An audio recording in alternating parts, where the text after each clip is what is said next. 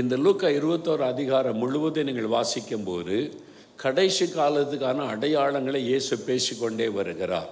கடைசி காலத்துக்கான அடையாளங்கள், யுத்தங்கள், பூமி அதிர்ச்சிகள், கொள்ளை நோய்கள், பஞ்சங்கள், மனுஷருக்கு விரோதமாய் மனிதர், இந்த மாதிரி காரியத்தை எல்லாம் ஆண்டவர் சொல்கிறார். கடைசி கால ஆபத்துகள், கடைசி காலத்தில் வரக்கூடிய இந்த மாதிரி தீமைகள் அப்படி சொல்லலாம். இதெல்லாம் ஆண்டவர் சொல்லிக்கொண்டே கடைசி காலம் இப்படி தான் இருக்கும். இப்போ பாருங்கள், யுத்தம், ரஷ்யா அந்த உக்ரைன் யுத்தம் இன்னும் நிறுத்தப்படலை. அதுக்குள்ளே இஸ்ரேல் யுத்தம் ஆரம்பித்து விட்டது. ஒவ்வொரு நாளும் ரத்தம் சிந்தப்படுகிறது. ரொம்ப வேதனையான ஒரு காரியம்.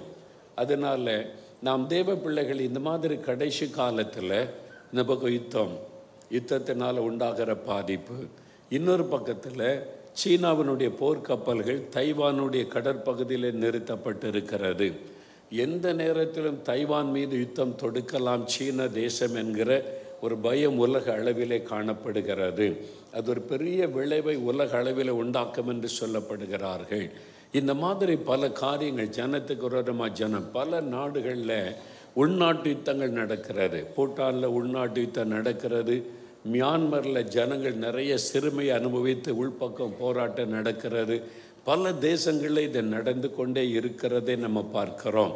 எந்த காலத்திலும் இல்லாத அளவிற்கு ஜனங்களுக்குள்ளே இந்த மாதிரி இன வேறுபாடுகள் அமெரிக்காவில் காணப்படுகிறது, பல தேசங்களில் காணப்படுகிறது. இவங்க வெளிநாட்டிலேருந்து வந்தவங்க, இவங்க நம்ம நாட்டுக்காரங்க, இந்த மாதிரி துவேஷங்கள் உண்டாகிறது.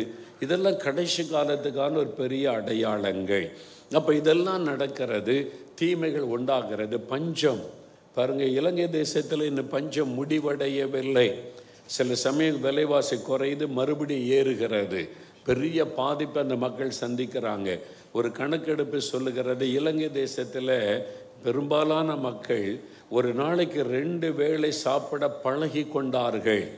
3 வேளை சாப்பாட்டில் ஒரு வேளை சாப்பாட்டை குறைத்து கொண்டார்கள். ஒரு நாளைக்கு 2 வேளை சாப்பிட்றவங்க பெருகிவிட்டார்கள் என்று ஒரு கணக்கெடுப்பு சொல்லுகிறது. இலங்கை தேசத்தில் நீங்கள் ஐரோப்பா நாடுகள் வளர்ந்த தேசம், ஆசீர்வதிக்கப்பட்ட தேசம்னு நினைக்கிறோம். ஒரு கடந்த சில மாதங்களுக்கு முன்பாக நம்ம இந்தியாவிலேருந்து வெளிவருகிற நியூஸ் பேப்பரில் ஜனங்க கியூவில் நிற்கிறாங்க. அப்படியே ஒரு பெரிய கியூ நிற்கிது. அப்போ இது என்னடா, இது நம்ம நாடு மாதிரி தெரியல, வெளிநாடு மாதிரி படத்தில் தெரியுது. இது என்ன கியூ என்று கீழே ஃபுட் நோட்டு வாசித்தால், ஜெர்மன் தேசம் எவ்வளோ செழிப்பான தேசம், அங்கெல்லாம் பார்த்துருக்குறேன். அந்த தேசத்தில் அந்த மக்கள் காலையில் ஒரு துண்டு ரொட்டிக்காகவும் பாலுக்காக, இலவசமான ரொட்டி பாலுக்காக கியூவில் நிற்கிறாங்க. யோசித்து பாருங்கள், பஞ்சம்.